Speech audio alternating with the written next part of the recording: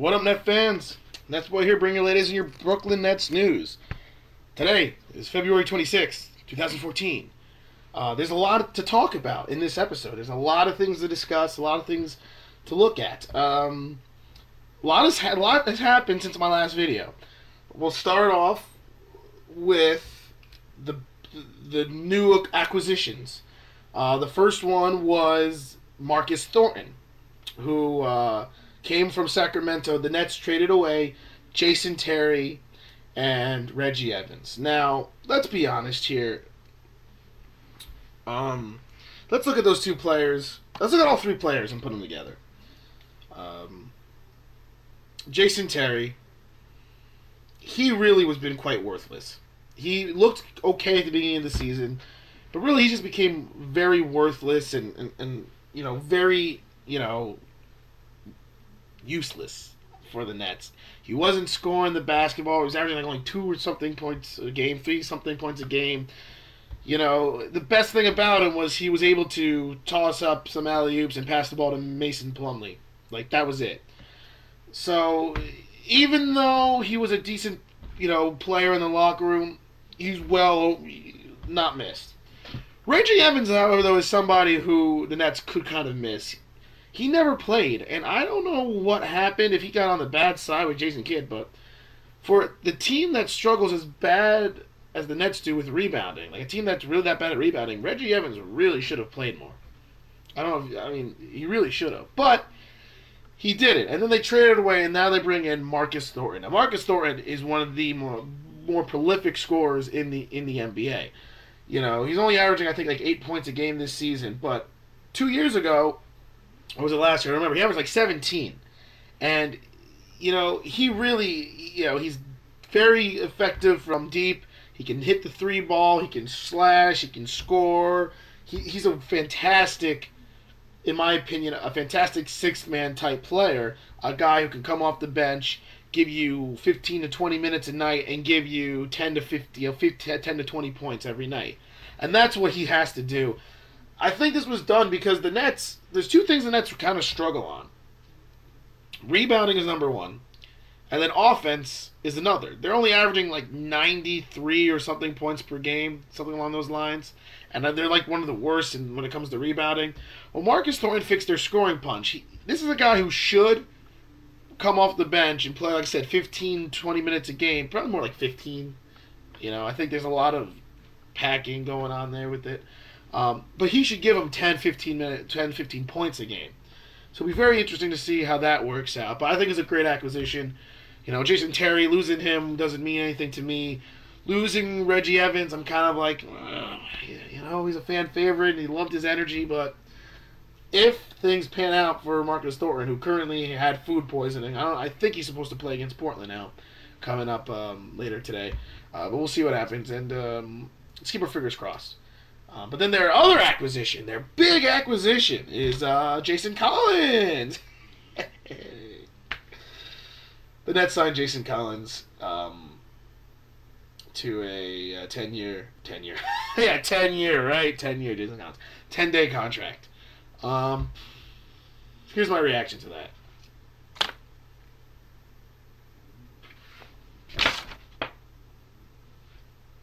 Does it really help the Nets?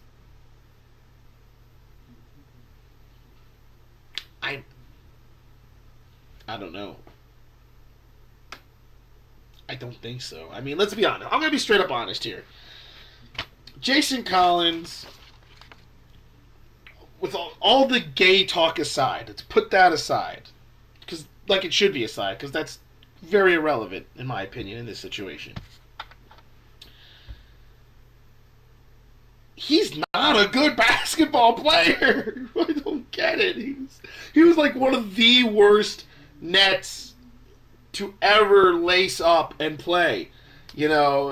People liked him because actually, I don't think anybody really liked him. Jason Collins was a terrible, terrible player when the Nets played. I always said if the Nets had a real center, the years they had Jason Kidd and Kerry Kittles and Keith Van Horn, they would have won a championship. Instead, they had Jason Collins. Jason Collins is one of the biggest jokes in the NBA. He really is. you tip your hat to him about him being openly gay and trying to make, trying to get out there and make a statement, and that's great. Good for him. I'm glad he did it.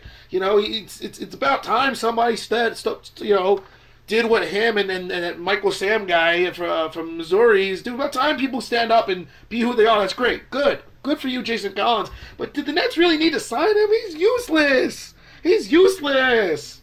Best thing he does is he'll pick up a charge once every 20 plays. It's useless. I'd rather have Mason Plumlee play more minutes than Jason Collins. I'd rather have Brook Lopez, who can't even move, than Jason Collins. But that's okay. He played against the Lakers. He wasn't, let's be honest, he's not a worthless player. He can set some screens. He can occasionally get a rebound. He should never touch the ball on offense. And, he can draw some charges, whatever. It is what it is. Good, whatever. Nets picked him up. We'll see if he stays longer than 10 days. I think he will. The Nets do need a big, and they missed out on getting Big Baby, Glenn Davis, because he was somebody the Nets were looking into, but they failed with him. They failed at getting Jordan Hill from the Kings in a trade, with the Lakers in a trade, so I guess he's alright. He didn't do terrible. As long as he's not an idiot and gives some quality minutes like he basically did it with the Lakers, it's alright. But he really is a terrible player. He really is. But courageous nonetheless, and respect him nonetheless. For what he has done for the game of basketball, just with what he has said, the way the fact that he came out and he's so open about it, and he's not afraid of it, and not afraid of people's reaction to it. I respect him. I just don't respect his game. Let's put it that way. I respect him as a person, not his game. Funny. But that's what happened there, and that's ultimately the big acquisitions the Nets had. Better. Marcus Thornton does at least, whatever with Jason Collins. He's just kind of a filler. Marcus Thornton's going to help this team out a lot. Darren Williams is looking good, too. I don't get what happens with Darren Williams. I think he just needs to rest his piece of his glass ankles, because just like last year, coming out of the All-Star break now, he's averaging 19 points and 7 assists. And we're only 3 games after the All-Star break, but nonetheless, he's looking a lot better, looking a lot spry. I don't understand why he needs to wait for half the season before he becomes good. But if he can keep that up, that's going to be good for them. When you look at this team as a whole, excuse me. Look at this team as a whole. They're still 2 games under 500. They're still climbing up. I think they're tied for the 6th seed. They, like I said, they got to get at least the 4th seed, and I think they could definitely do it. The Raptors are starting to get a little bit out of their reach. They're 5 games behind the Raptors. I still can't believe that. I don't know if they can catch the Raptors, to be honest. I think the Raptors have the 3 seed locked up. I think that 5th seed, the 4th and 5th seed, is going to be, I think, either the Nets or the Wizards. I think they're going to go kind of back and forth. I think that's what you got to see. But you never know what could happen. The Bulls are around there. Bulls around there. The Hawks kind of plummeted a little bit. The East is just wide open. But like I said, those are the big acquisitions. I thought about giving each player a grade, because I didn't do that in my previous season of being halfway through the season, the first half grades. But you know what? Really, the team gets let me put it this way. First month and a half, the team got an F. And now, from then on out, they've gotten a B+. Problem is, an F and a B+'s average is like a C, which is kind of what the team is. A C team is a 500 team, which is what they are. So they've got to continue to play better the rest of the season. They got to play at a B+ level. Let me put it this way. No player has really disappointed on the Nets, other than kind of Jason Terry. Garnett did at first, but the way Garnett's playing now, this is what I've expected. Joe Johnson gave you what he expected. Paul Pierce has given you what I expected in his situation. To be honest, it just took a long time for them to get going. Darren Williams is really the only player that I would say has disappointed me this year. Like I said at the beginning, definitely Garnett disappointed me at the beginning, yes. But he's definitely no longer doing it. Let me put it this way. I'm going to go through each player, and I'm going to say whether they, on a scale of 1 to 10, where are they? Screw it. I'm just going to do the damn grades. Why the hell not? Let's just keep with the main players here. Let's just start off with Kevin Garnett. I'm going to give him a C+. B-. We'll give him B-. Start off bad, picking it up, playing consistent, looking better. He needs to continue to play at this higher level. I think just needs to give him more minutes. I'll give him a B-. Now I'm going up to a B. Whatever. Who's next? Paul Pierce. I'm giving him a C+.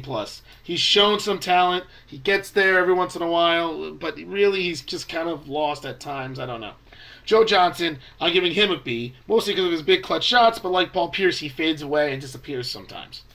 Darren Williams, I'm giving him a C- because he's been mediocre this whole year, though he's finally picking it up. Let's continue now to the bench. Mirza Teletovic, I'm giving him an A- because he's come out, provide energy, knocked down big shots, looking fantastic. Good job, Mirza Teletovic. Mason Plumlee, he's getting an A. Completely exceeded all expectations being a rookie. He comes out, brings tough energy, great energy, some rebounding. He can block some shots. I give him an A because he's been very impressive. Andre Kirilenko, I give him a B+. He needs to start making his free throws a little bit more. He needs to become a little bit more consistent on the offensive end, but all the little things he does is absolutely fantastic. Andre Blatch, I'm going to give him a B+, because he's done very well, but he still has a little too much blatchiness in him, and so he just gets a B+. Alan Anderson, A-. Came out, this is a guy the Nets had as their 15th man on their roster. He's come out, hit with a splash. Things are looking good for him. He's looking very well. I give him definitely an A-. He's got to continue, though, and play at a high level. He's starting to fade down a little bit. Sean Livingston, A. Absolutely an A. Probably one of the most brightest spots on the Nets this season. The way he's contributed and how he's really helped this team out and all that. Very, very, very impressive of just how everything happens. And good for Sean Livingston. Marcus Teague, whatever, you don't get a grade. Am I missing anybody? I think that's it. Did I get everybody? Darren Williams, Sean Livingston, Alan Anderson, Joe Johnson, Paul Pierce, Kevin Garnett,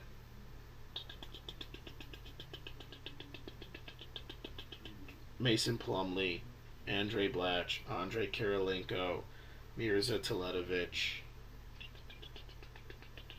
Marcus Thornton, he doesn't get a grade, and then Marcus Teague. Yeah, that's everybody. So that's everybody. And then finally there's Brook Lopez, who I would have given probably a B+, A- based off the beginning of the season, but he's out.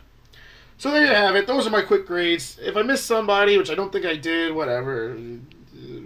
Who cares? Those are my quick grades. So that's where I'm just going to end it right there. I'm going to end right there. The Nets this past they went 2-1, like I said. They lost to the Warriors. I don't remember exactly how. I remember it pissed me off because I thought they had a chance to win that game, but whatever. They lost. But now they got Portland tonight.